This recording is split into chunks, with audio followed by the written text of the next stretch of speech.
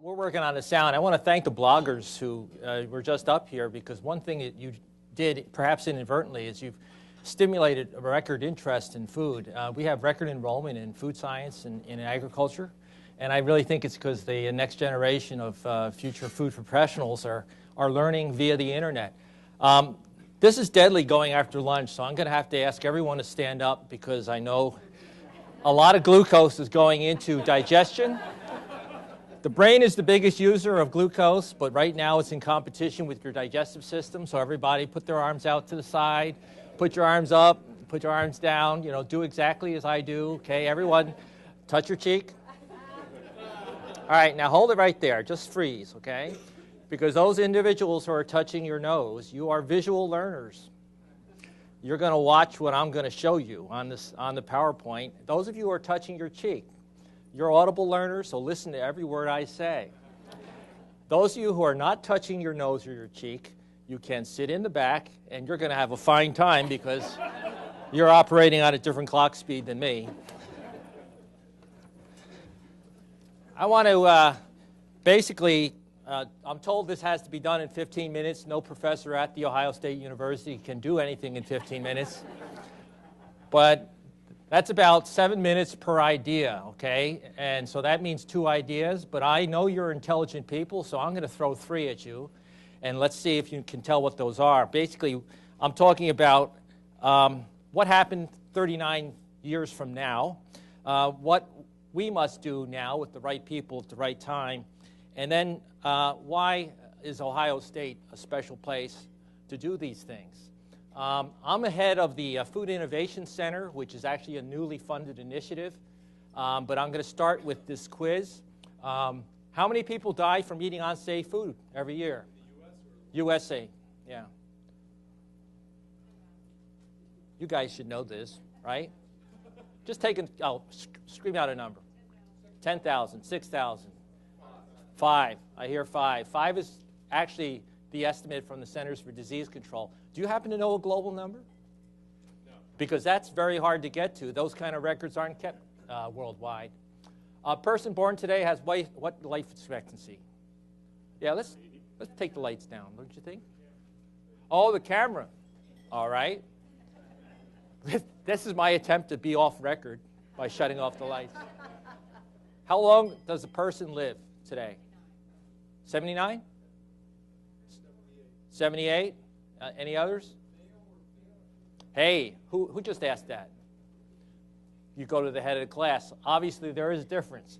For men, it's 75. Women are what? Longer, yeah.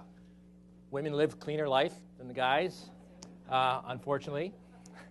What percent of total income do we spend on food?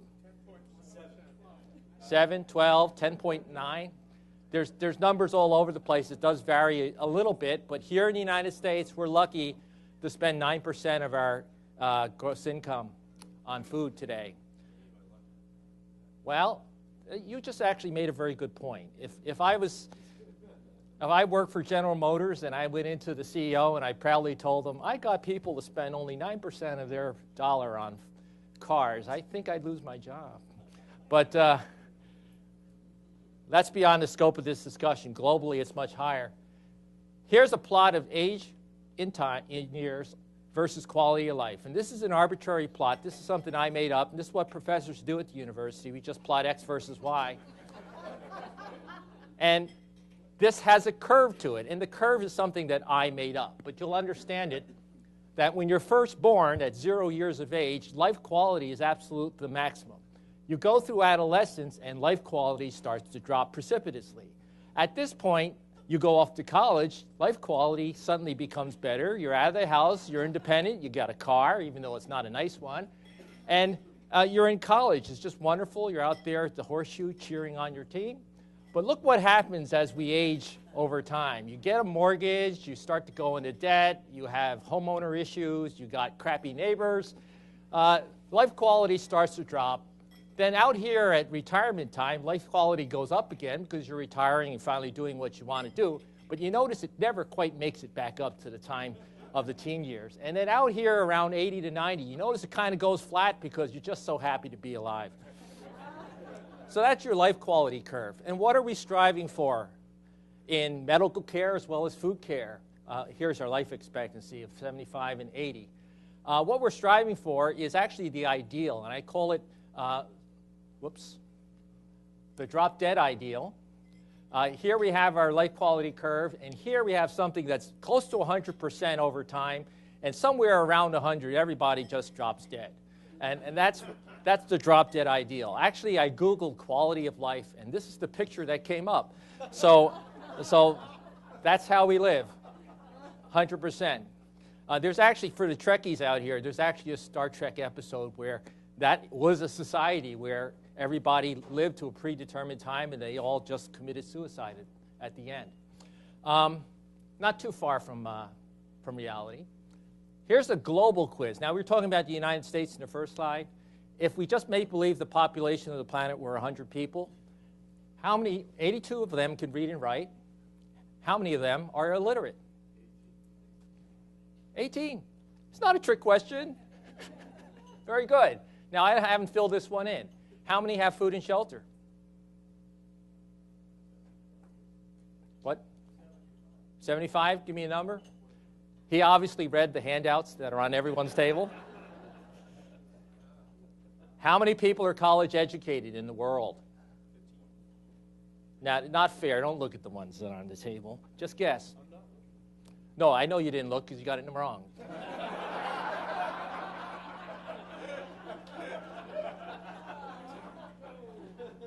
Only one is college ed. Only one owns a computer. Here in the United States, it's about 38 with college associate or bachelor's degrees, 28 with a BS degree.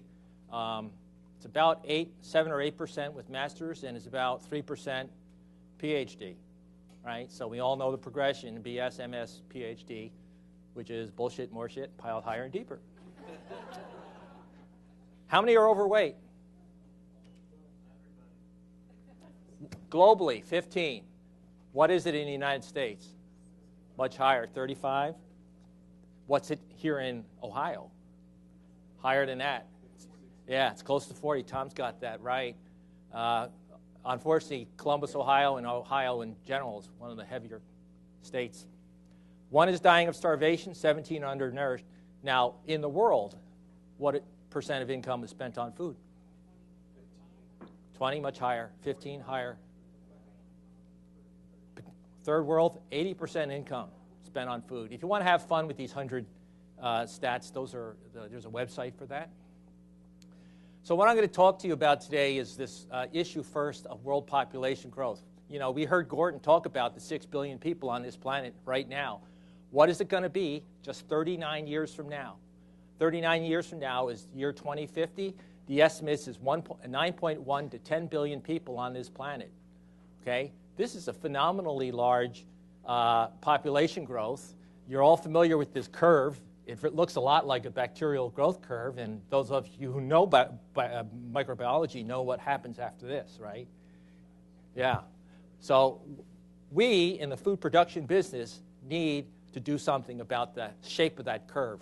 Now, what major food innovation happened 201 years ago? And that picture is, anyone recognize the picture? See the hat? Yeah, that's Napoleon, Battle of Waterloo. So what did Napoleon do for food? Napoleon Bonaparte wanted to feed his troops in the winter because every war up to World War II, more troops died of malnutrition and disease than actual gunfire. So what did he do? He offered a 20,000 franc prize to anybody who could figure out a way to keep his troops fed in a winter. And Nicolas Appert, a chef, figured out that by putting food inside champagne bottles, which is what they had at the time, hammering corks into it and then boiling those bottles, the food stayed safe. So Appert actually won 12,000 francs for inventing canning. Obviously, he didn't use cans, he used bottles at the time, but the principle wasn't understood. This is before the times of Louis Pasteur. But here's a picture of a can that, in theory, is still microbiologically safe to eat. Now, it's probably not very palatable because other kinds of spoilage kicked in. But much later that we discovered bacteria. So we have this map, again, an arbitrary XY plot, courtesy of me, of 200 years of food innovation. So starting in 1810 with the invention of canning, we went through pasteurization, refrigeration. The invention of the beer can was a major innovation because it was refrigeration and refrigerated transport that was made possible. Aseptic canning came to us in the 1930s. It advanced automatically. Well, you saw the innovations. Ohio State is at the top of this particular curve with some of the innovative technologies that are now ongoing for the preservation and safety of food. So what happened at Ohio State? We invested $16 or $17 million to tackle issues of global importance that transcend the boundaries of individual disciplines, and the Food Innovation Center was born. And I'm pleased to say that I'm one of the principal investigators on the Food Innovation Center, whose mission is to improve global life quality by inspiring sustainable, multidisciplinary food solutions. Now, this is a point of pride for not only me, but also for Ohio and the Farm Bureau and the people in the food industry of Ohio, because Ohio State is the only major university, the only land-grant in the nation who's acknowledged that food production is an important scholarly enterprise that needs to engage every faculty, staff, and student at Ohio State. This is not happening everywhere. Other campuses are going after the other issues such as global warming or carbon balance or water or polymers or engineering, the next big thing.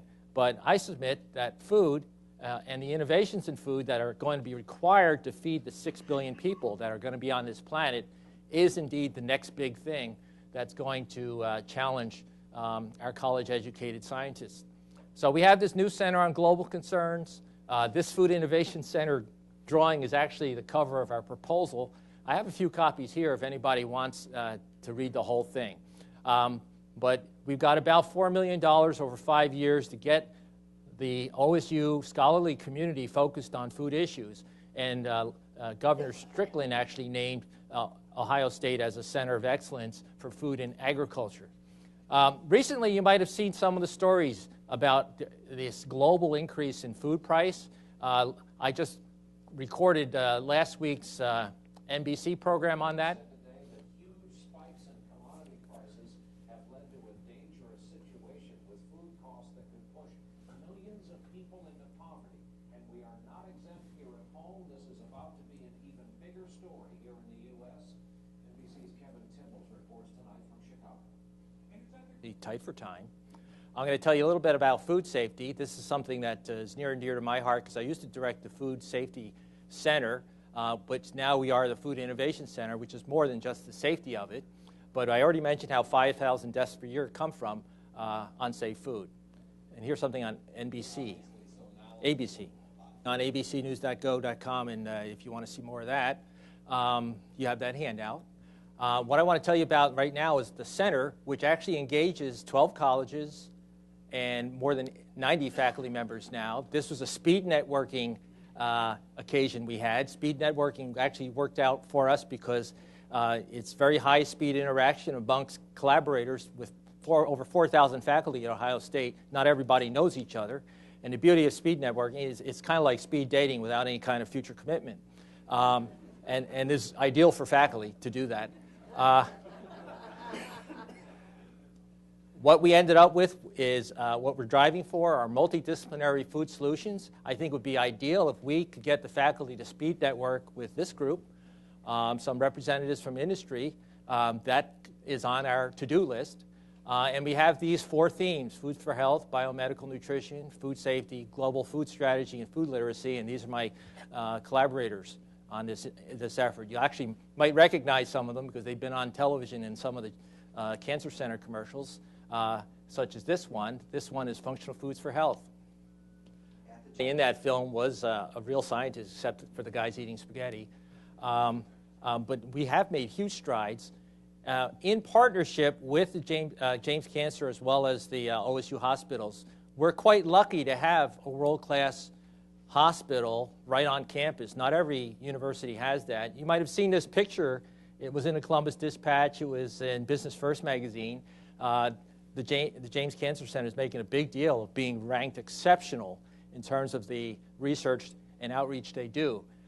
For us, we got 38 center faculty members to submit 20 proposals, so we're actually an internal seed grant funding agency, and so we awarded up to $25,000 to these multidisciplinary teams to advance major food issues.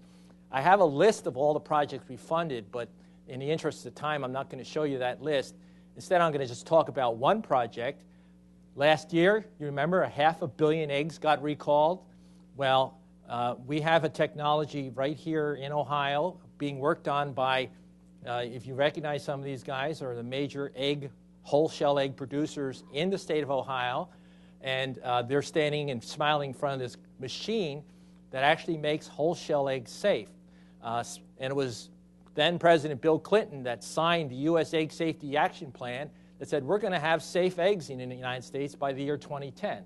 What happened? Well, a lot of people got sick in 2010 with a record recall. So we aren't there yet, but we do have the technology to make it happen.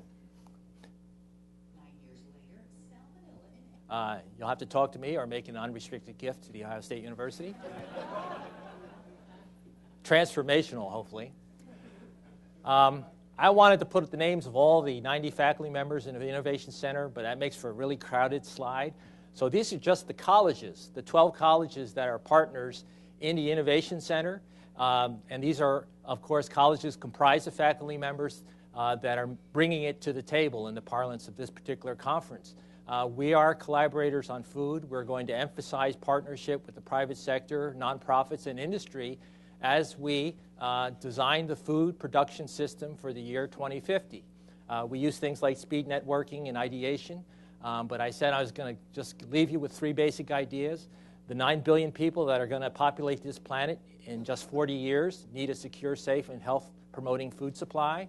We are at the right place at the right time with the right people to improve the global food outlook, and partnership with Ohio State scientists in particular will improve our food availability for many years to come and keep the United States the dominant player in the economic efficiency of the whole planet. So that's all the comments I have for you. I hope I did it in 15 minutes. And do we have time for questions? Or?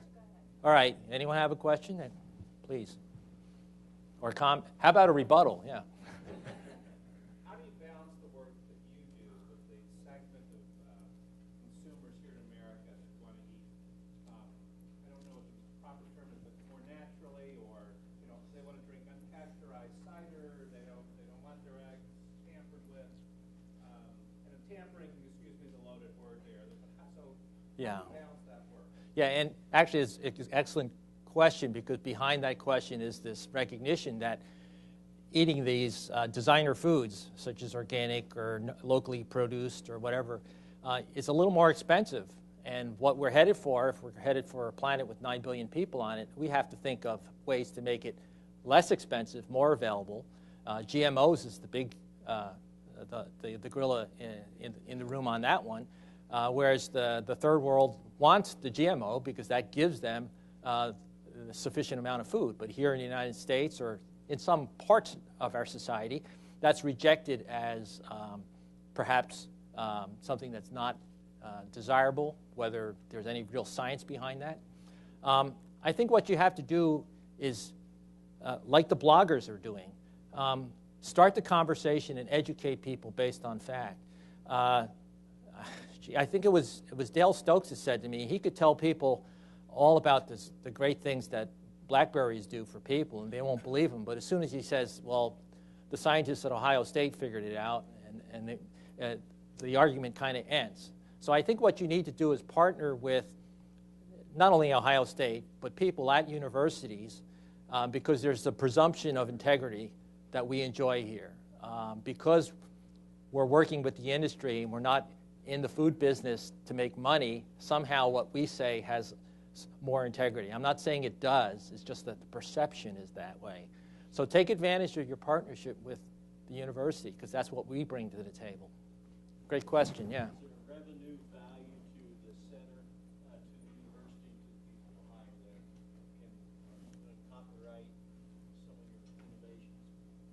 Oh yeah, the word innovation is clearly being used here. And as Gordon pointed out this morning, we're really behind most other campuses in actually protecting our intellectual property and commercializing it. I would actually ask the collective wisdom in the room to figure out a way to get food manufacture as a major platform in the third frontier. Because right now we have this special bond issue in Ohio to create jobs and create economic growth for Ohio, and Ohio's largest manufacturing industry is not eligible to apply. And that, of course, is food and agriculture. Wonderful. Thank Thanks. you. Outstanding. Thank you.